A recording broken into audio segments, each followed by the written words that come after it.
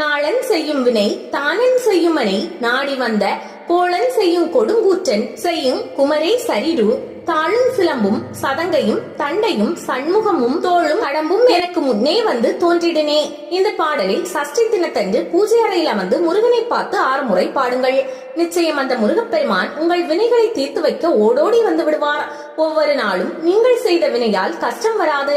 நவக்கிரகத்தால் வரும் கஷ்டங்கள் உங்களை நெருங்காது. அப்படியே பிரச்சனை வந்தாலும் முருகப்பெருமான் தன் அழகான தோற்றத்தோடு உங்கள் முன் வந்து நிற்பான். கவலையே படாதீர்கள். முருகனுக்கு பிடித்தமான எத்தனையோ தமிழ் பாடல்கள் இருந்தாலும் சூர சம்ஹாரம் தினத்தன்று பூஜை அறையில் கட்டாயம் உச்சரிக்க வேண்டிய பாடல்களில் இதுவும் ஒன்று.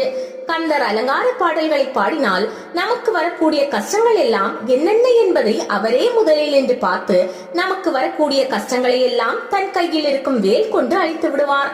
நிச்சயம் இது நடக்கும். அறையில் விளக்கு ஏற்றி வைத்துவிட்டு முருகனை மனதார நினைத்து கையில் கொஞ்சம் சிவப்பு புஷ்பங்களை வைத்துக் கொள்ளுங்கள்.